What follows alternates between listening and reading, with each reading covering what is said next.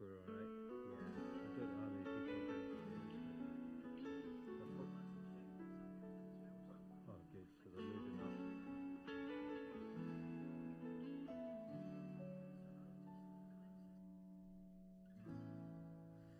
Draw me close to you.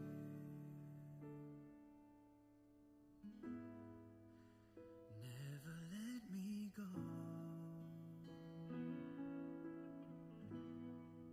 I lay it all down again to hear you say that I'm your friend. You are my desire. No one else will do. 'Cause nothing else could take your place. To feel the warmth of your embrace. Help me find the way. Bring me back to you.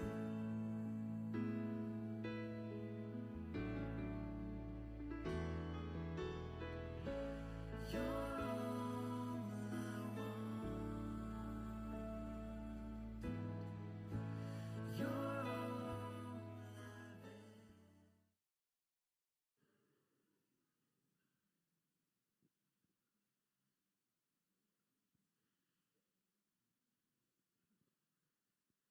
Good evening, everyone. It's lovely to see you tonight, and welcome to the beautiful Stirling Baptist Church for the launch of Alasdair's book, The Courage to Speak. We also welcome anyone who's joining us tonight via the live feed. My name is Julie Christie, and I'm the co-director of Extremis Publishing. The Reverend Dr. Alasdair Black has been the senior pastor here at Stirling Baptist Church for more than 2 decades, and during that time he has helped to answer the questions that many people have asked him about faith, identity and sexuality. This evening, Alasdair will be in conversation with Dr. Tom Christie, my co-director at Extremis Publishing, about his book and why he decided now was a good time to write it. You'll also notice that, as well as a Q&A session we'll have after the conversation, there's also the opportunity to ask questions online as well. So please feel free to put the QR code back up again so people can scan it and join us as well, as far as that's concerned, either online or if you're sitting here as well. We appreciate that in some cases it can be a little bit difficult to ask some questions, and that's why we wanted to give people the option to do it anonymously if they wished. So after the presentation is completed, there will be an opportunity to meet Alasdair. I know that some of you have already had a quick chat with him in the foyer already, but obviously get the opportunity to purchase your books as well, and we'll be happy to get them personally. So if a fire occurs, please just evacuate the building quickly, either of those doors or behind us as well. And if you have any mobility issues, please let the team know, and we'll make sure that they'll escort you to safety. So, without further ado, I'm going to pass you over to Alasdair and Tom to discuss Alasdair's debut book, The Courage to Speak, Sex, Sexuality and the Church.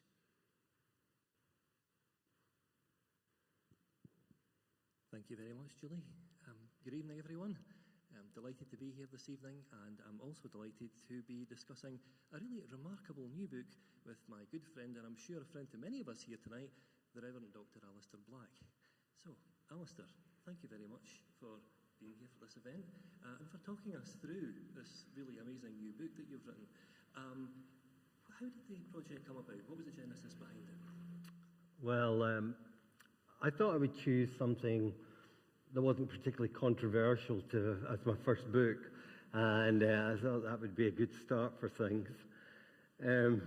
Well, the way this came about, well, I suppose the ethos of this book goes all the way back to early Christian experiences and a frustration with the way that the church addressed questions of sexuality, and the feeling or the sense that we had to maintain party lines, even when those party lines didn't seem to be particularly effective or even gospel-driven, but there was a sense of, well, that's what the party line is and we have to maintain it. And I've always had an unease with that kind of scenario or situation in various, even pastoral settings over the years. And I guess the increasing sense that there is an issue here that the church has failed to address effectively. Really going back to the 1950s, I think we started to lose our way. And we haven't spoken into our culture and into our churches and into people's lives effectively about sex and sexuality in the last 5+ decades.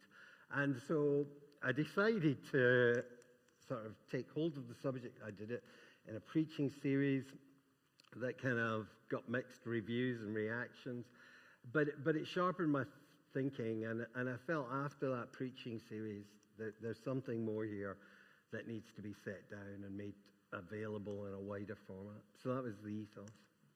Now, your book does raise a number of really interesting questions about how we as Christians deal with these sometimes contentious topics. What would you say are the main takeaways from your research into how those topics might be better addressed? So, the principal thesis in the book is the idea that there is a discontinuity between the Old Testament and the New Testament.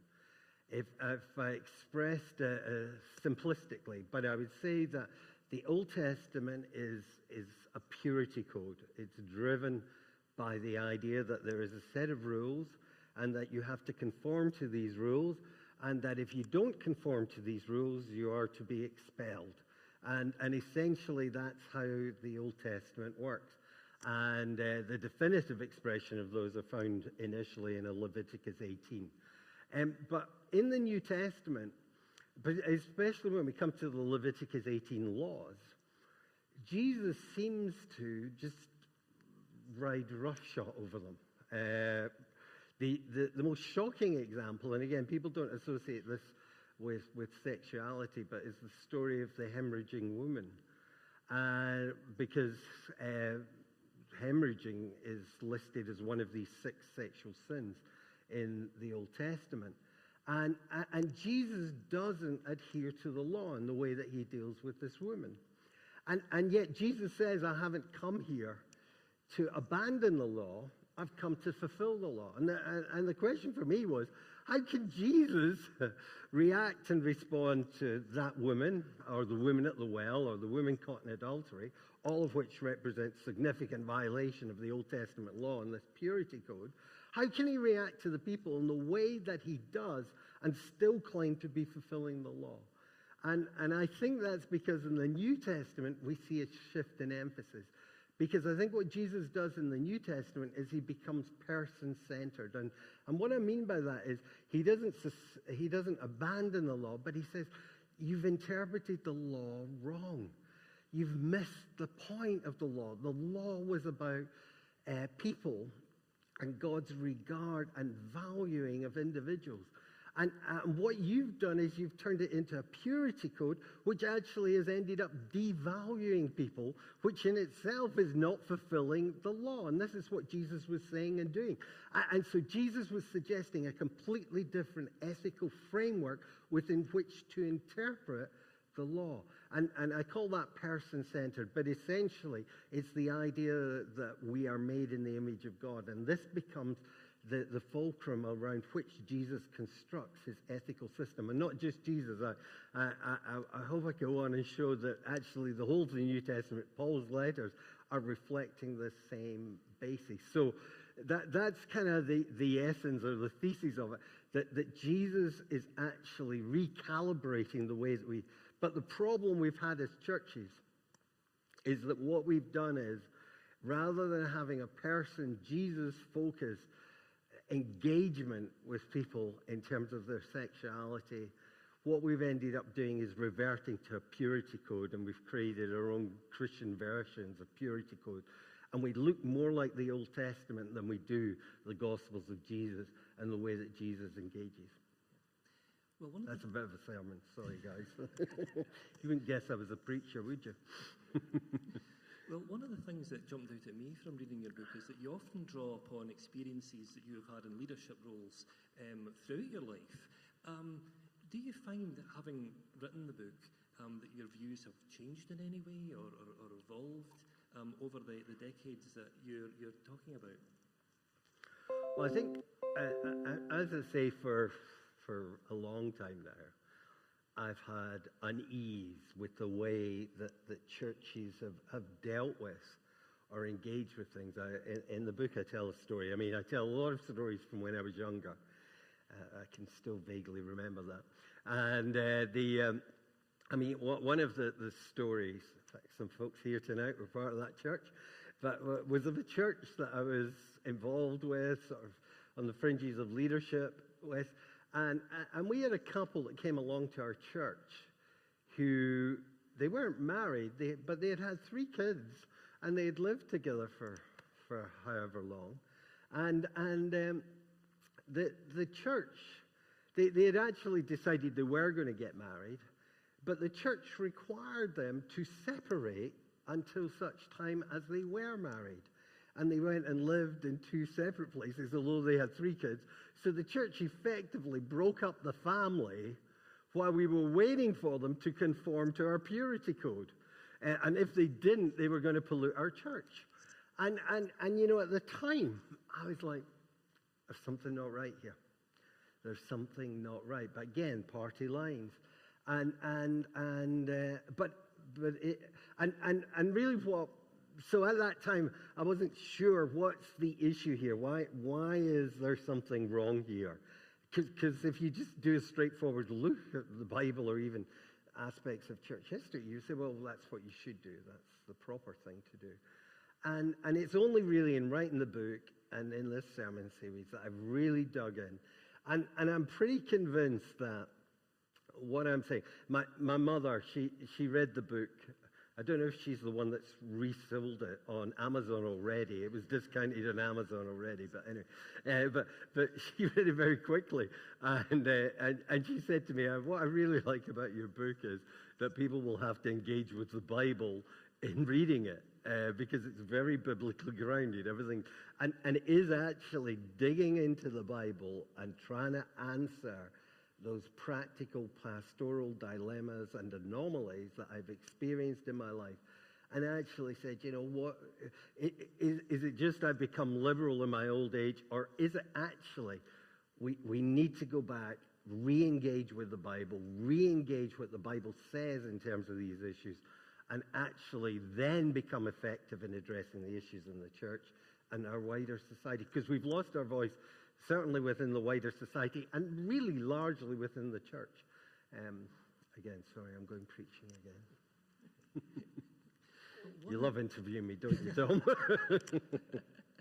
Well, one of the major themes that comes out of the book is that of identity, which is a really timely issue, not simply in terms of sexual identity, but personal identity. And I think personal identity as Christians has come under quite rigorous interrogation, really since the Cultural Revolution in the 60s. And I think when I say that of people like Horkheimer, Adorno, and especially Marcuse, and how that has changed how perceptions of individual reality and individual identity are interpreted. Do you think that situation is now changing, and particularly for Christians? I mean, do you think there's a slight shift more towards the sense of community rather than that aggressive atomized individuality? Yeah, there definitely is an element of shift. In the introduction, which is the bit where I'm not really engaging with the Bible, I try to do a little bit of social commentary. It starts, it actually occurred to me, I mean, not that many years ago, but I stood up at a wedding and began to do, you know, God created us male and female to be joined in holy matrimony for the rest of our... And I started to do this, and I suddenly, and it was a largely non-Christian wedding, and I suddenly realized this reads like a radical statement in our day and age. It just reads radical. Suddenly something that was so mundane and so normal has now shifted me to the margins. And I feel like, wow, as I read this, and it was quite marked, that shift. And in the introduction, what I try to do is explore a little bit about that. And again, It effectively, I sort of talk about three things that determined issues in terms of sexuality. In most of the medieval period, in fact, probably the biblical period as well, although not so overtly in the Bible itself, but was the notion of procreation. So procreation was the thing that shaped sexual ethics. So, and actually anything that didn't lead to procreation was deemed illicit. I know that sounds really wild in our day and age, but actually there were laws still in force in my lifetime where certain sexual acts were deemed illegal in countries like Canada and other places because they were deemed not to be procreative in nature. And in the 1960s, that whole shift occurred, the introduction of the pill, female empowerment, and the transitions that all brought in the 60s. And the emphasis very much moved to the idea of pleasure. So sex all became about pleasure. And some of the Christians started to try and deal with that. But really, the Christian church was already at sea. And again, congregations and Christians were not comfortable about churches talking about sex and pleasure, certainly not on a Sunday. And that just wasn't going to happen. But so immediately, this was a subject that we weren't going to be talking about. And I mean, yeah, there were the brave courses that came out and the Christians that tried to do this, and marriage fulfillment courses and things. But the truth was that there was now a shift that we hadn't quite calibrated in terms of Scripture. And that has given way to the issue of identity. And now sexuality is actually no longer about procreation or pleasure. It's about identity. So if you make statements about sexuality, you're talking about who I am as an individual. And although that sounds, wow, that's really, really far away from a biblical idea, in actual fact, it's not that far away, because in the book I'm trying to argue that sexual morality is based in who we are as human beings made in the image of God. And that is where we begin. And therefore, any dialogue or discussion begins with recognizing the humanity of the other. But not only of the other, but actually our own humanity as well.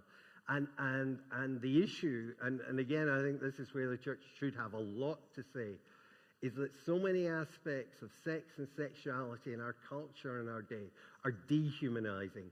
They negate the dignity and the nature of humanity as made in the image of God. And we've created a culture where we're actually desecrating what God created. But not in terms of a purity code, but actually in terms of our identity and who God's made us. So that's a very long answer. I'll try and be shorter.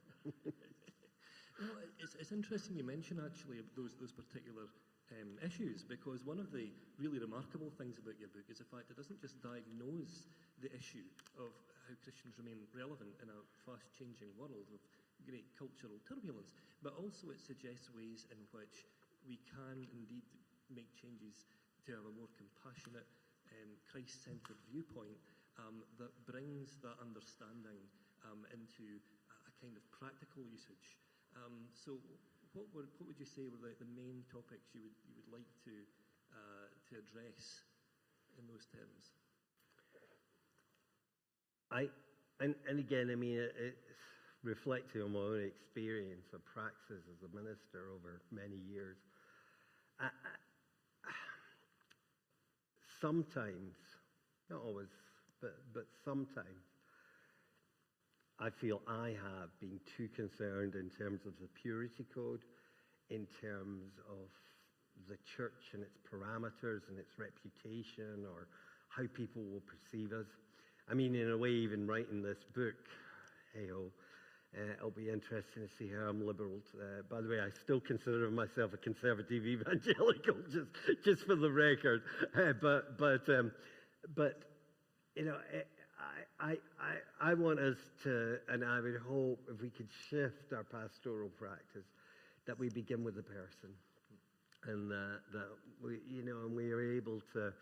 And don't get me wrong. I mean, our purity codes and ethics are important, but it's not an ethic that comes out of a rule-based thing. It has to be an ethic that comes out of a regard for the other. And so when we dialogue, when we talk, that as the driver of what we're doing ethically and morally, and that being the driver, the care and concern and love of the other, and an individual made in the image of God, and that, I mean, one of the stories I tell that again impacted me massively as a young person when I think I was 17 or 18.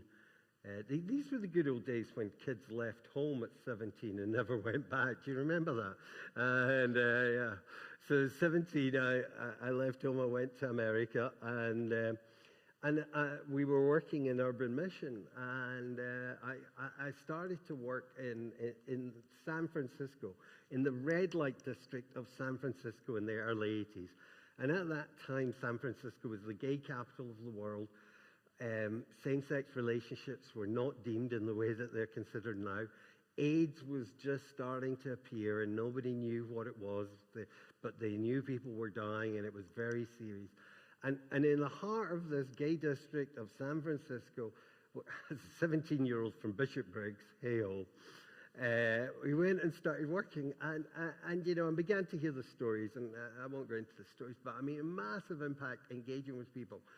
But what really shocked me was on Friday and Saturday night, the Christian community on the outskirts from the suburbs of San Francisco drove into the center of San Francisco, into the red light district, to do outreach.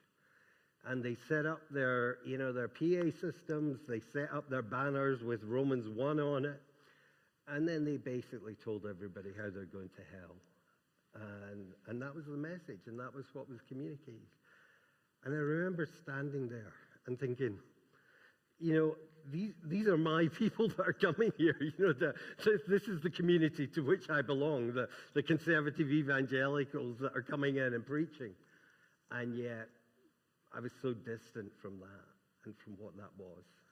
And in a way, you know, and again, I have to say, I mean, pastoral practice and the church has evolved in many ways, but I'm not sure how much of that is actually, we just don't say things now, but we think things, how much we've actually changed in our essential approach and perspectives and thinking. I'm not sure. And again, that's where I would love to see us find a different way, that we don't start with these rules-based and conformity to rules, but we start with people made in the image of God, and what that looks like as we engage and travel together in our exploring questions of sex and sexuality. And that's an interesting point, actually, because it's one topic I feel that's very much core to your book, is the fact that Christ's gospel today remains revolutionary and inclusive. And yet the inclusivity is something that we very rarely hear about in sort of contemporary secular culture. In what ways do you feel the universality of that message needs to come to the forefront in order to address many of the issues today that perhaps it hasn't been addressing? Yeah, well, I believe that that God created sex, God created our sexuality, that there is a sense of that God wants the best for us in terms of our sex and sexuality. And that if we move ourselves away from God's design. Now, what do I mean by that? And again, everybody, when I start to talk about that, starts to think of Leviticus 18 or something.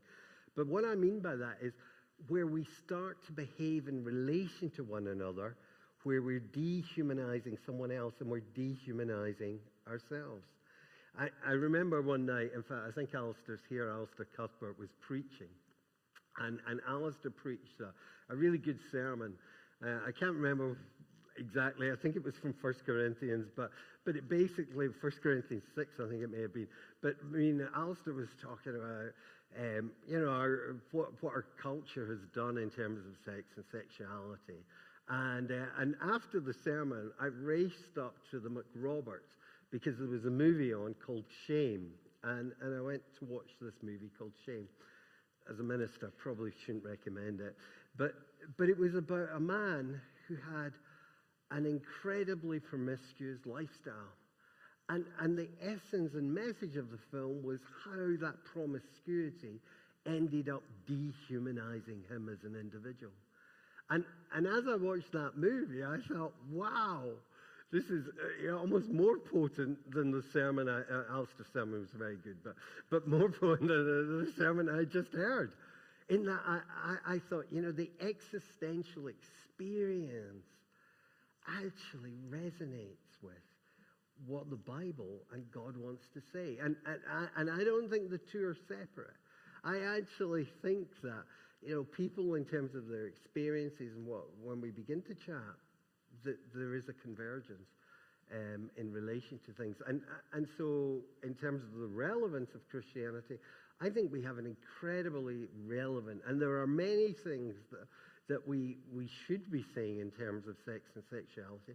But because, again, we're so bound to a purity code, we're terrified to say anything because folks think, they're going to think about our purity code. And so we don't talk about the dehumanizing that's happening and the abusing of the other in a lot of sexual interaction that happens. But more importantly, the dehumanizing of ourselves in a lot of what's happening in our culture. And the church is silent, or relatively silent. So one final question, as Frank Columbo used to say. Having read your book, one of the things that really spoke to me was the fact it's a very contemporary book. It's a book which speaks to people's own experience of contemporary culture, which is moving so quickly, largely as a result of the internet and many other factors like the mass media. What would you say you would like people to take away from your book? What do you think are the key issues that you feel you have addressed and the key responses that you would like to draw people's attention to? Well, the first thing I'd say about the book is it probably, or hopefully, it will generate questions rather than answers. I don't think this book is a definitive on anything that I write about. But what I do hope for the book is that it will stimulate conversation, engagement. And I hope from both sides of what I see as a polarity that exists within the church now over sex and sexuality, but that it will engage a conversation where we actually see that there is a possibility of approaching these things biblically with a different approach or perspective from the two that we seem to have got locked into. And so what I really want to do is open up the exploration of what I'd call a third way in terms of some of these questions, in terms of these issues. And I guess out of that conversation, my prayer would be that maybe we discover, again, a degree of relevance in our biblical teaching about sex and sexuality. Well, Alasdair, thank you so much for taking some time to speak about your book and the motivations behind it. I'm sure there will be questions for Alasdair about his book and the topics within. So thank you very much. Thanks, Tom.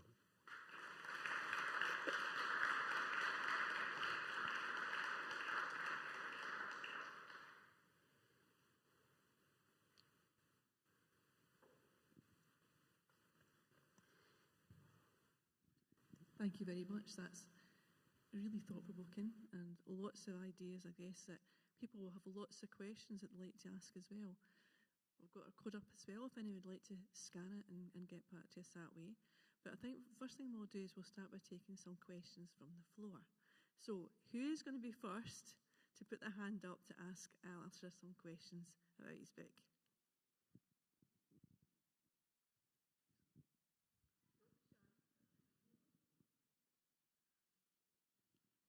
Anybody?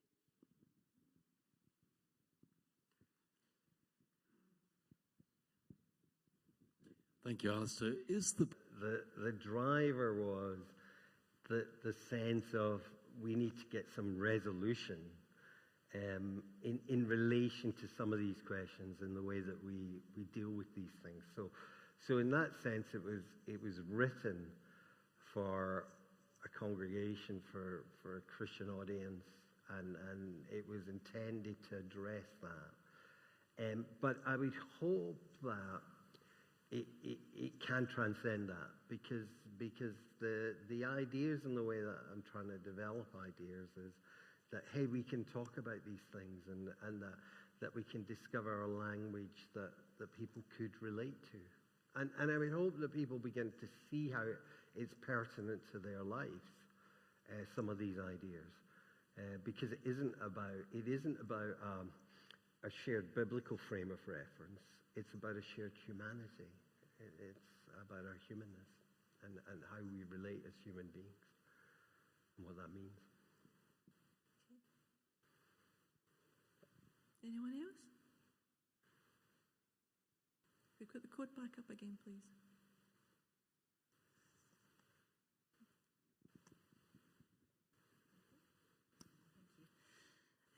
So I was just, you know that I've got an interest in sort of psychotherapy and psychiatry and stuff, and I was sort of mulling over this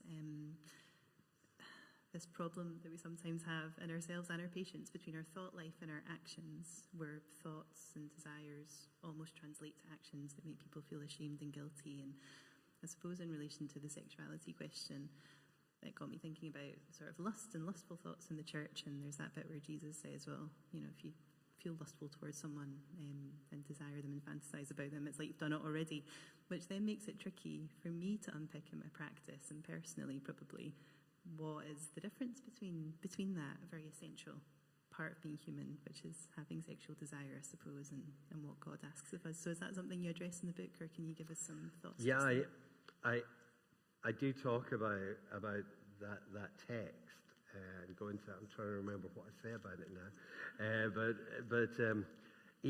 Essentially, when Jesus talks about that, what Jesus is doing, so the revolutionary thing in what Jesus does is that in the Old Testament, you see, if you were a woman and you slept with anyone other than your husband, it constituted adultery.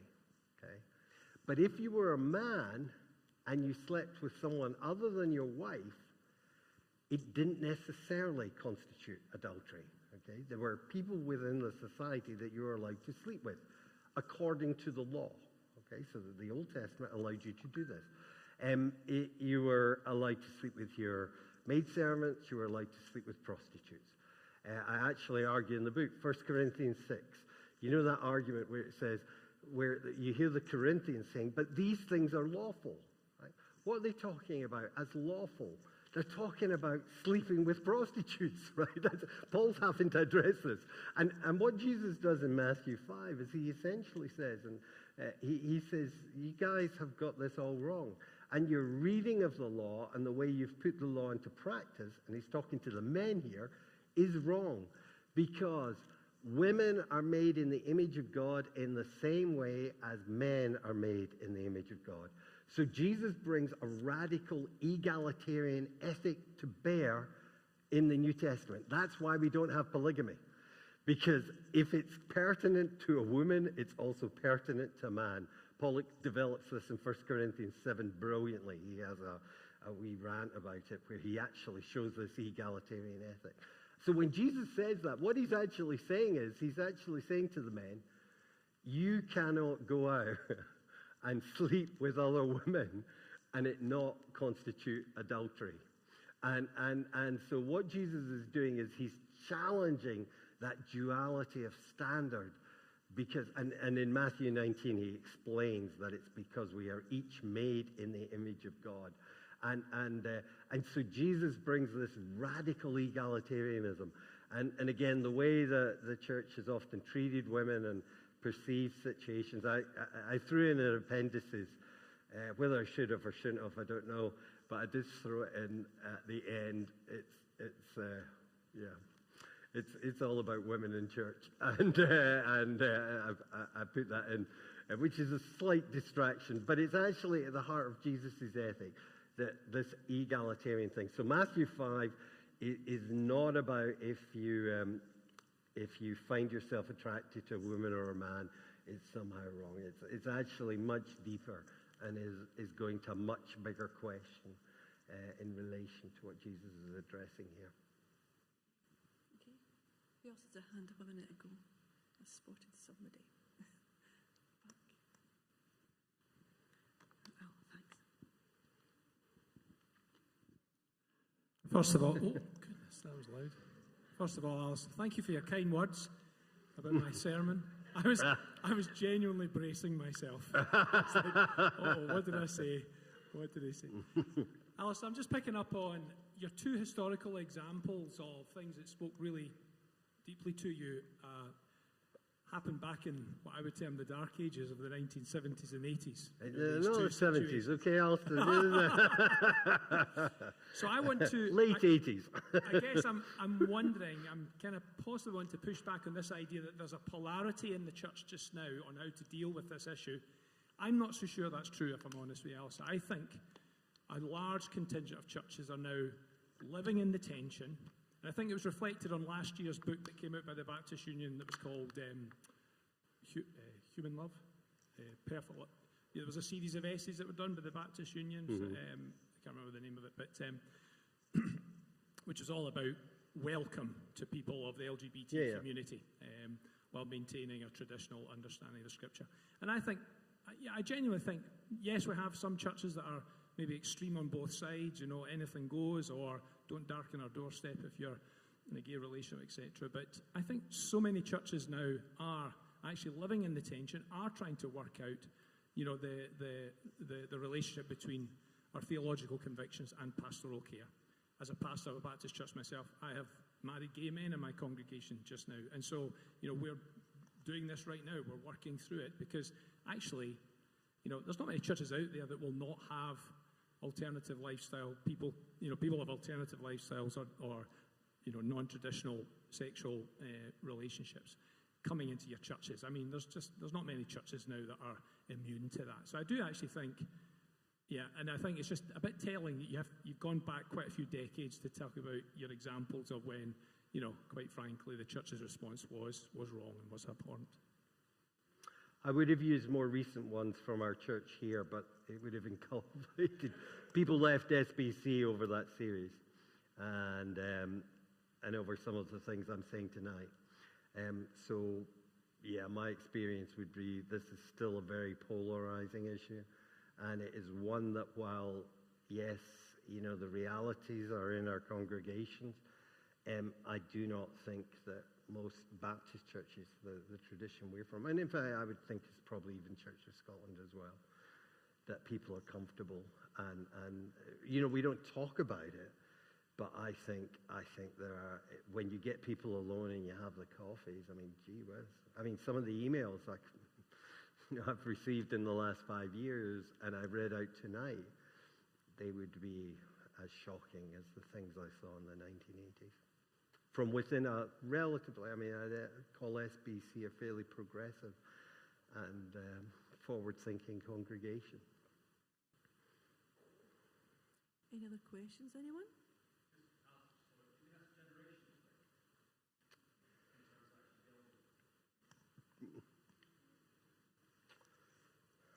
I would love it to be generational, but again, my experience is that the notion that the generation that will come up will be more progressive than the generation that has gone, it just isn't the case. And particularly if we look at the whole question of women in the church. Women in the church. The much more conservative comes from the younger generation than from my peers a lot of times, and on these questions as well. So I don't think it is just generational. I do think that there is a more accepting element within our culture, but there is also a more alarming aspect. I mean, you just have to look like social commentators like Andrew Tate. And on, what is it, 7.5 million followers he has, predominantly under 40. mainly young men. I mean, goodness. So no, I don't. I actually think it's as big a problem. Again, maybe I'm overly pessimistic, but I certainly feel that the church has very little to say. I talk to an awful lot of people who either feel very alienated or ostracized or marginalized in terms of their church experience still today. And I find that age is not necessarily a factor that lessens that element. Yeah. I've just been asked a question online. So this one's come in from Anonymous. Do you as a pastor think members of the LGBT community will go to hell simply for being gay? So this is an easy one to answer. Absolutely not.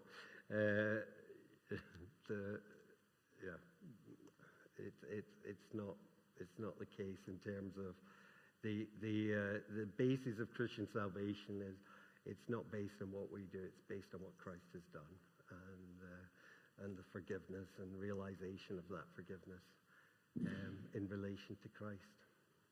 So I don't know who said that in. Anyone else on the floor got any more questions? It's behind me. Could you possibly comment on to develop the point in the penultimate question? You said you didn't think it was generational. Do you think there are any issues of geography in it? I'm thinking from my own experience of maybe central Scotland being that bit more conservative with a small c than maybe my family and friends down in southern England who are Christians. Okay, yeah, good question. Again, I can only talk from my own experience, okay? So, and people may have different experiences, and I take Alasdair's point. But I'm on, occasionally I'm on Premier Radio down south. So London, good, cosmopolitan radio station right at the heart of, cosmopolitan Britain in terms of London. And we were talking about, because they ask me every month, so what sort of subjects do you want to cover and talk about and things like that. And have an evangelical ethos.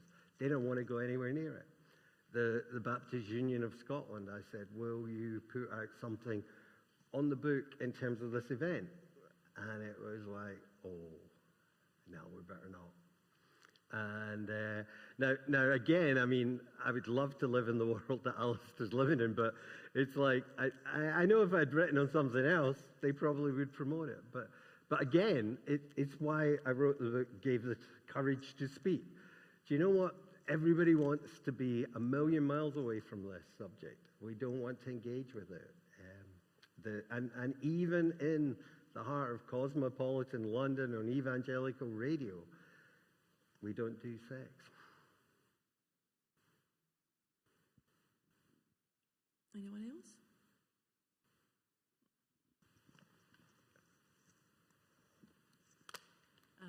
Alasdair, many thanks for the just the really interesting thoughts that you shared with us this evening. My question's a bit more general, to be honest, in relation to the Old Testament and the New Testament. Many of us find it difficult to reconcile, I think, the God of the Old Testament with the God of the New Testament. And as you've said, Jesus came to fulfill the law rather than abolish the law. And you said something about perhaps the interpretation of the law in the Old Testament. It was perhaps wrongly interpreted as a purity code. I mean, could you expand a bit more on that to help us with our understanding? Yeah. Thank you. So we see, and it's unfortunate that it's not wider in terms of the gospel, in terms of what we see Jesus doing on this question, but Jesus does it in terms of divorce. So essentially, what Jesus sees, and he reinterprets the law, and the law is about people. So in the Old Testament, Jesus is saying it was God's heart for people, and the reason these laws were given was because God cared about people. So let's say the law in relation to people of same-sex sleeping together in Leviticus 18, along with the other laws that are all there in relation to something like incest and various other laws that are given, they were, for Jesus, these were all driven by a desire to protect individuals within the household, and then to protect individuals in terms of a worship setting. That's what their intent was. And then what happens is these laws get turned on their head, so they start to actually marginalize and denigrate. Now, the illustration of this in the New Testament that Jesus uses is divorce. So in the Old Testament, divorce was set up. I once heard it described, and I thought this is really effective, but in the Old Testament, divorce is God's gift to abused women.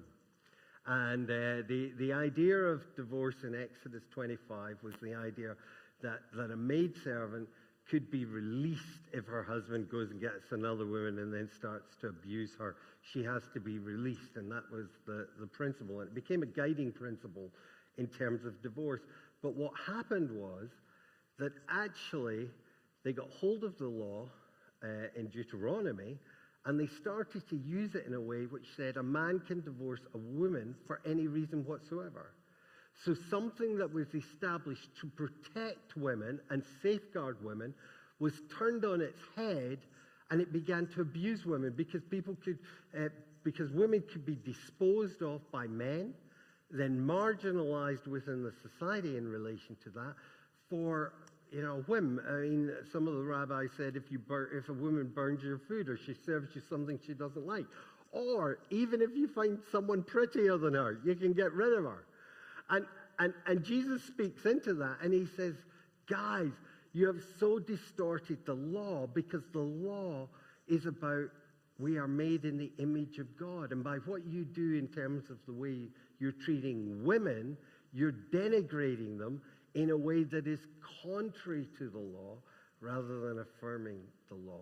So Jesus uses divorce. Now, sadly, what's happened is we've got so focused on the issue of divorce, and again, even these verses have been used sometimes in very unhelpful ways, I think, within the life of the church, that we've missed the underlying principle. What Jesus is trying to say is, if you find yourself using the law to abuse people, to denigrate people, to marginalize people, you're missing the point. You're actually doing exactly what the law is designed to stop you doing, which is to deny the image of God in the other and in yourself. Does that make sense? Sorry, that was a long-winded answer. Is that? Any other questions? Any more on your phone, Alasdair? I'll just check. No, that's it. That's it. Okay. Last call. Anyone else? Any burning questions you'd like to ask Alasdair?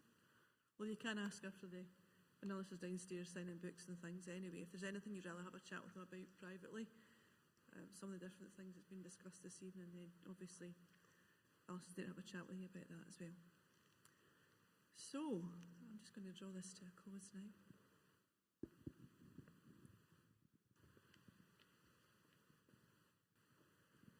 So thank you all very much for coming this evening. We really appreciate you making the time to come for Alice's book launch and for contributing to the questions and answers as well. These things don't happen by magic, so there's a lot of people that we would like to thank in helping to make this event a success. Jen and her office team for organising the Eventbrite bookings, refreshments and publicity. Ian on the sound, and Donald for manning the live streaming as well. And all of the volunteers who came out tonight to welcome you, to make the refreshments and to donate the baking, which is really lovely. And Ali for opening up the church. Alasdair for having published with Extremis Publishing, thank you for that. And finally, to thank you, whether you're here or you're watching from home, thank you for coming along this evening and taking part. We really appreciate it. We hope you have a safe journey home, and we hope you'll see you again in the future for other events. Thank you very much.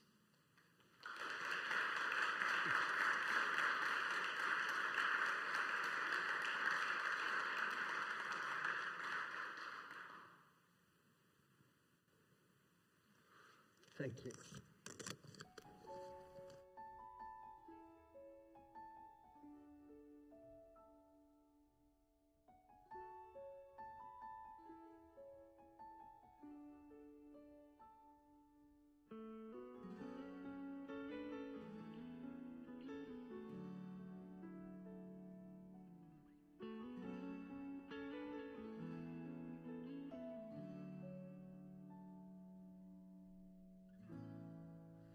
Draw me close to you.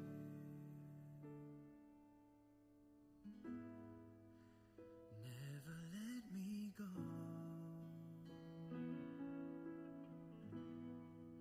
I lay it all down again to hear you say that I'm your friend. You are my desire. No one else will do. 'Cause nothing else could take